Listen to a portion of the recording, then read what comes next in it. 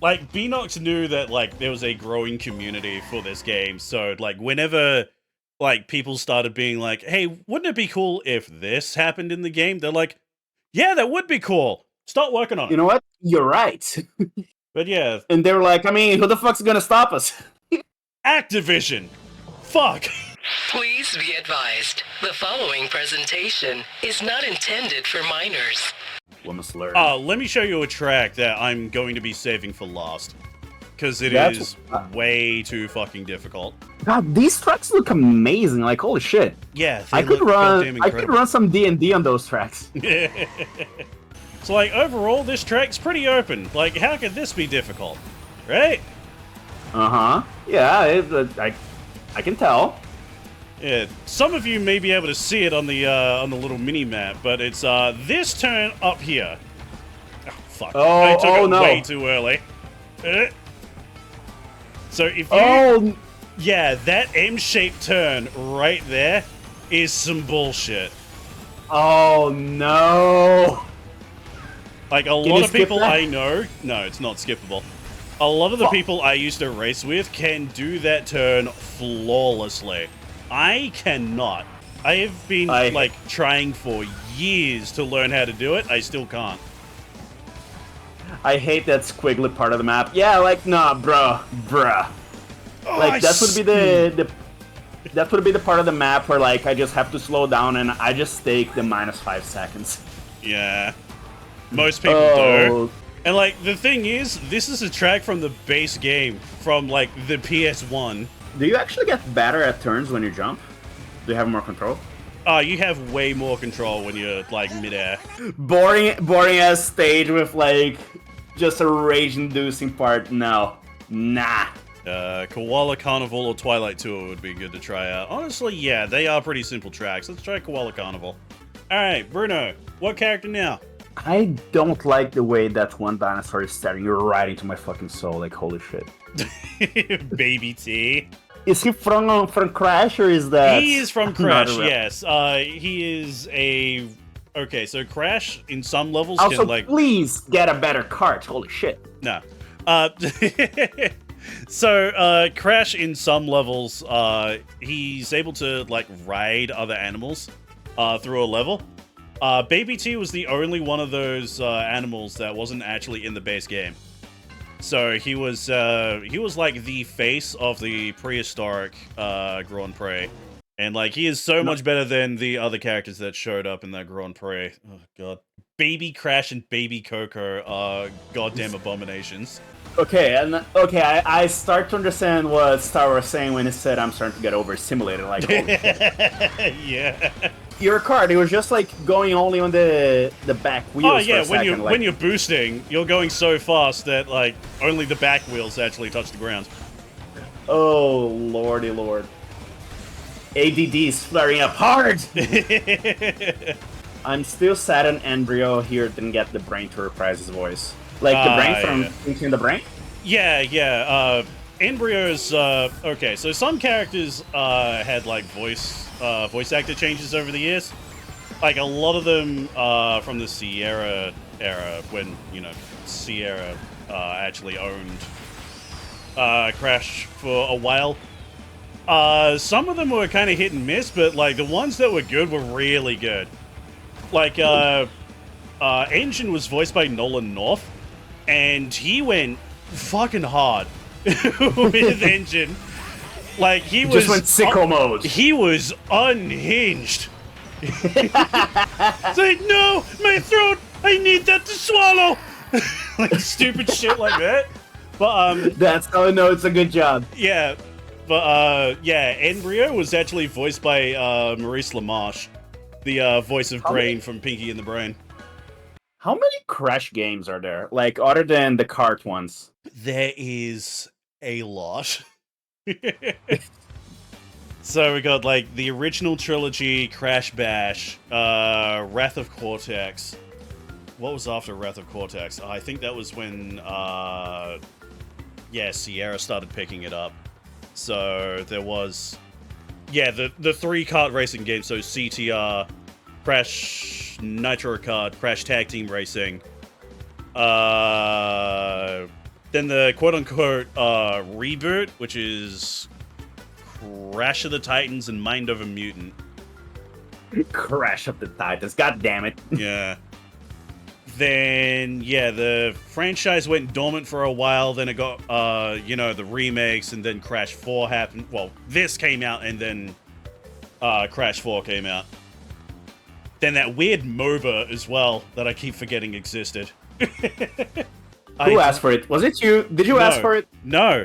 I wanted anything but a MOBA. Game companies be like, you will play League of Legends. But yeah, look at this thing. 4 console ones, the only ones that matter. Look at this goddamn abomination. Do they all have end names? The majority of, like, the evil scientists do, yes. So we have, like, Neo Cortex, or N-Cortex, and we have N-Jin, Entropy, Entrance, Embryo. I appreciate it. Yeah.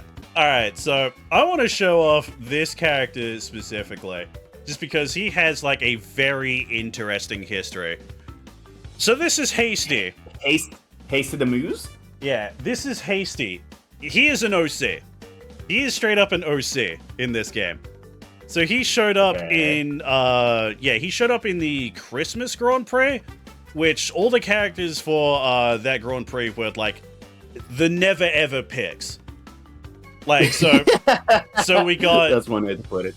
Yeah, so we got Rillaroo from Crash Bash, who, like, people really didn't like his design, so they, like, in the final patch, they re-released him again, but with his face fixed.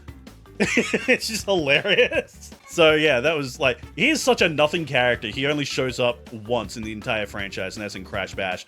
We have... Wait, oh my god. Yeah. Wait. Did they really just change his fucking goatee, like his beard? He was a neck beard, and now he's not. Well, it's not that, but it's also, like, just, like, his entire face. Because he's, like, real wide face and goofy looking in, like, the original. While this one has, like, a more smooth gorilla face. I'm not gonna lie, I kinda like the goofy-ass wide face. It was fine, but yeah, like, there was enough outcry that people were like, we don't like this, so they just re-released him. But yeah, after that, another character was Yaya Panda. This is, like, this one literally got memed into existence by the Crash Team Racing General on 4chan. I am not kidding. So Yaya Panda is a character from one of the Crash racing games that was only available on mobile phones. And when I say mobile phones, I don't mean smartphones. I mean, like, back in the day with, like, polyphonic ringtones that you had to, like, text to acquire. Wait, with buttons and shit? With buttons and shit, yeah. That's how obscure this fucking character is, right? How did things turn out like this? Oh, it is so wild that this character exists. Anyway. And there was just one dude that was obsessed with her. Yeah, Yaya poster. Well, Yaya, word I can't say on this stream. You know what I'm talking about. Yeah, but yeah. And lastly, we have Hasty. Now, Hasty is the most interesting of them all, because Hasty isn't a real character that exists in Crash Bandicoot canon. This is an OC made specifically for this game. But, Hasty is based on a character called Frosty. Frosty is... There ain't no goddamn way. There ain't no goddamn way. Frosty is a character that showed up on the original Crash Team Racing artist's portfolio. It just happened to be, like... he just happened to file it around about, like, the same area he filed all of his Crash Team Racing stuff. So people thought he was a cut character for Crash Team Racing. It wasn't until, I think, 15 to 20 years later, he came out and said, oh yeah, this has nothing to do with Crash Team Racing. This is actually just a character that I made for a friend of mine who, like, needed a mascot for, like, an internet service provider business that he was starting up. People legitimately thought he was a Crash Team Racing character, so people wanted Frosty to be a character in this. Legally, Beanox couldn't do anything. So, to compensate, they changed the hippo design from, like, the bluish gray that it originally had to brown, stuck antlers on the bastard, Here, new character. His name's Hasty. That's No insane. relation. That is like This is Hasty the Moose. No relation. this is like the deepest cut character in the entire Crash franchise, and you get Who to the fuck play is it. in charge It's of this so game, fucking- man? Dude, Beanox fucking cooked. This game was awesome. There's a reason why people like still love this game to this day because of this shit. Oh god. You love to see it. You love to see it. Like Beanox knew that like there was a growing community for this game, so like whenever like people started being like, "Hey, wouldn't it be cool if this happened in the game?" They're like, "Yeah, that would be cool. Start working on it." You know what? You're right. But yeah, And they were like, I mean, who the fuck's gonna stop us? Activision. Fuck. Yeah, annoyingly, Activision stopped them. So the original plan was like after a while, they're like, okay, we kind of have to stop doing our, like monthly seasons that we used to do because, like we were only like contractually obligated to make 6 of them, but like Activision let us do 8 because of like how well they did. But afterwards, they were like, oh yeah, we're still going to update the game, give you guys like new free content and all that stuff. Like, we love our community and all that stuff. And then a month later, Activision silently like stuck them in the Call of Duty mines, and they've been stuck in there forever.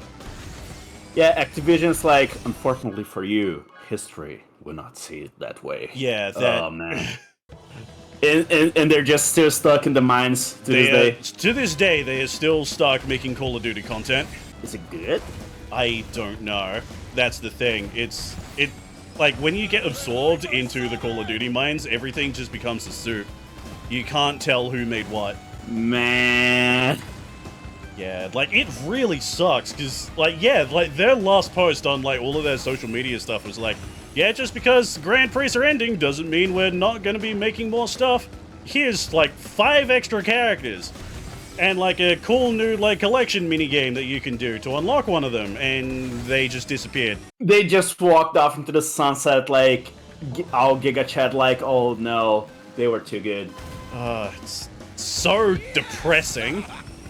Bruh. Fucking modern video games, man. No, not like this. Not like this. It is the saddest fucking thing in the world, it really is. Jack and Daxter for never. Nah. Naughty Dog is a fucking skinwalker. What? Yeah. Just remaking the same 2 fucking Last of Us games. Man, this shit sucks. I like this map. It reminds me of Agrabah in Kingdom Hearts. Yeah. Probably just the aesthetic, really.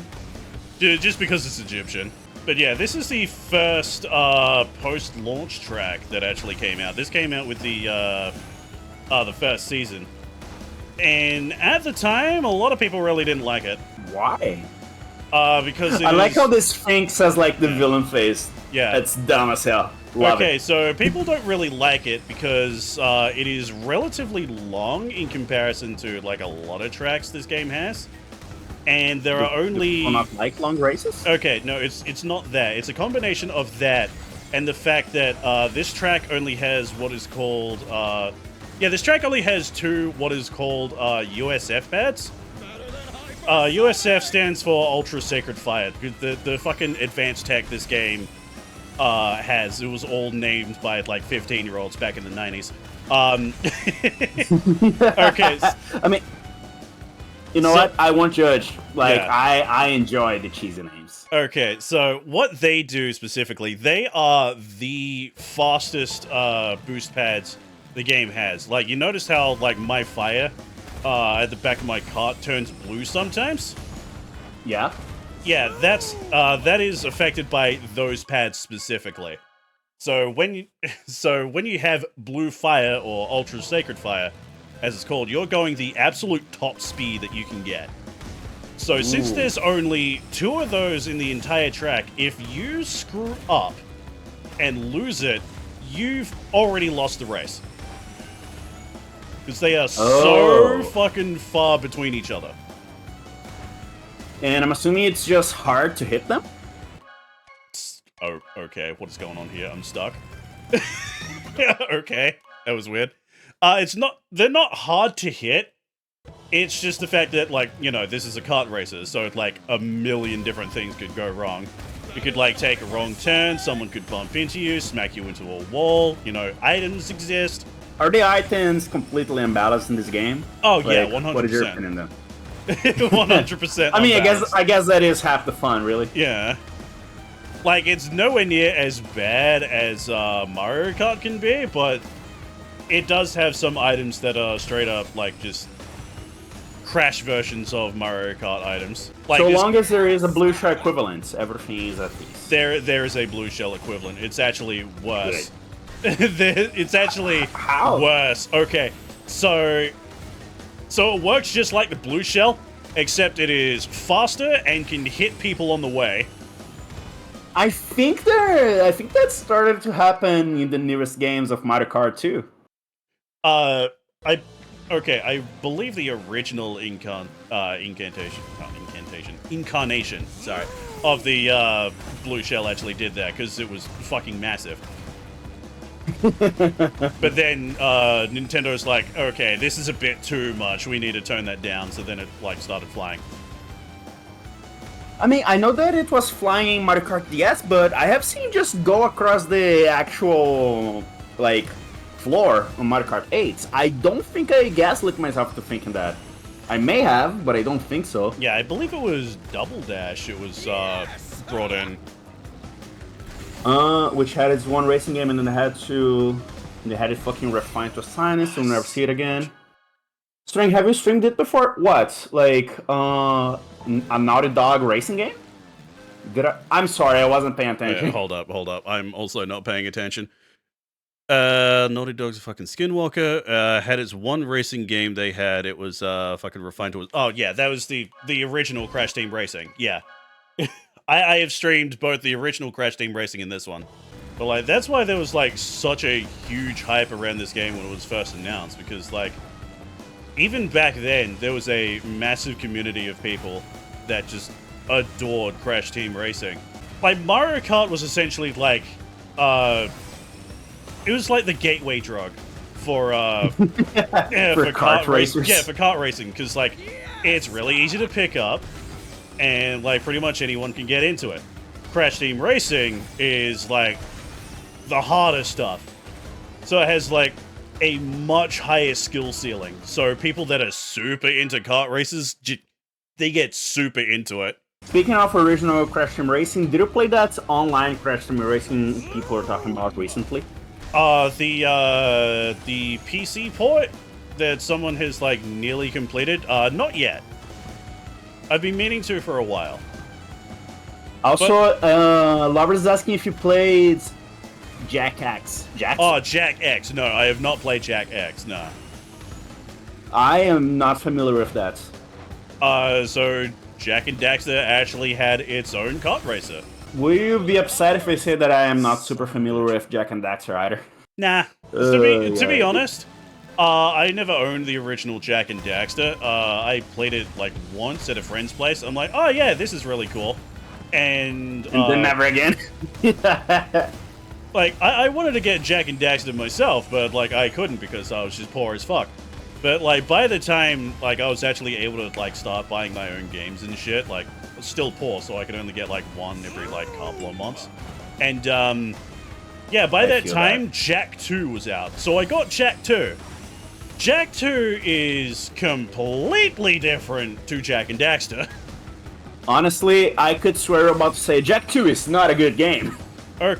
It depends on who you talk to. So the original Jack and Daxter like continues on, you know, Naughty Dog's whole like thing that they were known for. It's just like 3D platformers like with collectathon stuff in it. By Jack 2, guess what the biggest game in the world was? Grand Theft Auto. What was the year? Oh, okay. Never mind. So, yeah, Jack 2 is just straight up a Grand Theft Auto clone. Was this like GTA San Andreas? I don't think San Andreas was out at that time, so it was like Grand Theft Auto 3. Oh yeah, no, they would be like, it was the middle of the hype. Oh no. Yeah. It was a complete genre shift, wasn't it? Yeah. How am I so bad at this? It really do be like that sometimes. Yeah. Yeah, it isn't as bad as it seems, but like there are some parts of the game that are just like really annoying. Because like it's very clearly a GTA clone, but like occasionally you'll still have platforming in it. And the platforming gets very annoying. Well, according to lovers, although it's a complete genre shift, it's not all bad. Yeah, it's not I bad. honestly wouldn't know. I'm a game journalist. I don't play video games. It's just like the fucking tone shift between like Jack and Daxter and Jak 2. Because like Jak himself was a silent protagonist in Jak and Daxter. Completely silent. Didn't say a single word. Jak 2... Then he just started yapping. Yeah, then he starts talking in Jak 2. Literally, his first words, I'm going to kill Praxis. Little Jack, what did you just say? I'm gonna kill Praxis.